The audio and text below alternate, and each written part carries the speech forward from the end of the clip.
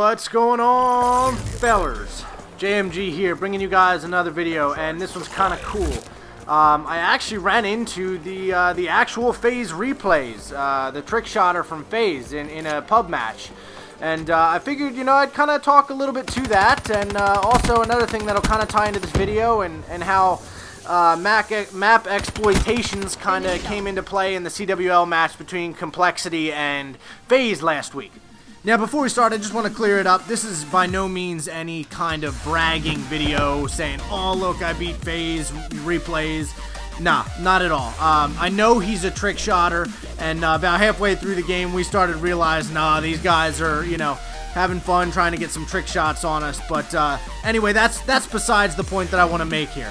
Instead, I was just hype as shit to run into one of these big-name Call of Duty players for the first time. You know, it's finally moved to the PS4, and I've always been a PlayStation player, so now that it has adapted that way when it comes to comp and everything, all the big-name guys and YouTubers and comp players have moved over, and it's really cool to actually finally start running into some of these guys. So my normal guys and I that I play with, we were just rolling some search and destroy in between some gun challenges when, you know, up pops in the lobby Faze Replayys, and I immediately am like, boy, that name really sounds familiar, and then, you know, did some research, made sure it was his actual gamer tag and whatnot, and, you know, we gear up and it's time to, you know, buckle down, and we're like, oh yeah, we need to beat these guys, you know, it'll be a hell of a thing to say we beat these guys. It wasn't until a few rounds in that we actually started to realize it, and you'll actually see it coming up shortly. I'm going to get sniped in the water, and I'm going to have literally no fucking clue as to where it came from. So naturally, we started looking around for where the hell these guys were, and we knew of some of the wall breach glitches in this map at this point, but only had briefly heard about the ones where you can get up and out of the map up top.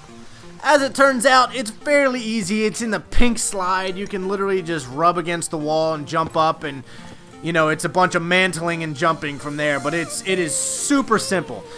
And we figured it out when one of my boys finally goes, holy shit, I just got shot from a guy that was floating in the middle of the air. So at that point, we started looking for that, and, you know, we noticed their patterns of where they were going and stuff. As you can see now, that's right there in the pink tube is where you kind of get into the glitch. But again, that was one of those things that's, oh, you know, it's cool we run into these guys. Would have loved to actually go head on, you know, full try hard against them. So it kind of was like, bummer, you know.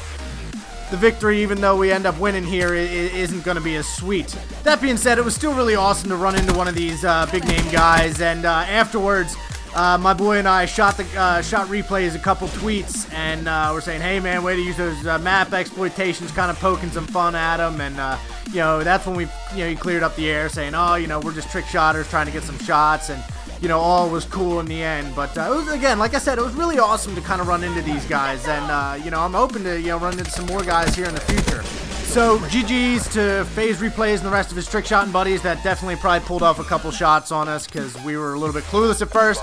But it's time to move on to my second point, and that's going to be these map exploitations and how it affected the game between Complexity and Faze in the CWL match last week. So for those of you that didn't know, Faze and Complexity were in the middle of a search and destroy on Stronghold when Clayster was facing a 2-on-1 situation. And essentially what had happened was he had used a spot that was kind of an invisible ledge in a tree to get a sight line on the B bomb, I believe.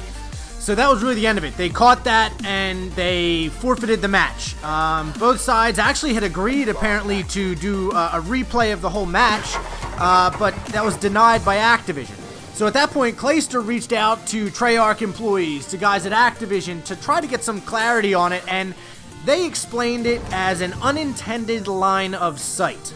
He was also told that he, as a pro, should know what are playable and unplayable spots of each map. Now, there are really two ways to look at this situation. You can look at it from the player's perspective and be, man, okay, I shouldn't be a dick and use kind of spots like this during competitive matches. You know, say if you got, for example, in this map, where they're exploiting jumping out on top of the map, floating in the air, yeah, that would be kind of dickish to use. But if it's just some ledge on the kind of a corner of a building, how do you know that wasn't intended? So I automatically kind of thought, man, this is kind of quick for Activision to jump on this ruling and make them forfeit the match rather than replay it, because this is something that their developers had overlooked or missed in their games, where as these pros spend the time to literally scour these maps from top to bottom to know every inch of them, to use every inch of them to gain an advantage over someone else. And as far as I'm concerned, if it's in the game, it's something that you should be able to use. And if you don't like it and don't want to incorporate it in your rules for your competitive Call of Duty leagues, then you have to get in there and patch these. You have to have players that go through and catch this shit and report immediately to the developer, and then have that patched as quick as possible. Those are just my thoughts on the situation. I'd love to hear what you guys think about it. Do you think, they should have forfeited automatically and that kind of thing shouldn't be allowed whatsoever? Or do you think that, hey, if the players can find it, then by all means use them until they fix it?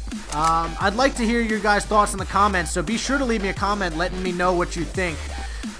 So with that, I'm going to leave you guys with the rest of this game versus Faze Replays. I really do appreciate you guys checking this out. If you can, share the video, give me a thumbs up, give me a subscribe, share it with your friends. Any bit helps me grow this channel. And hey, Mr. Replays, if you see this, you know I'd really appreciate that retweet or something. So hey, GG's again, and I will see all you guys online. I'm out of here.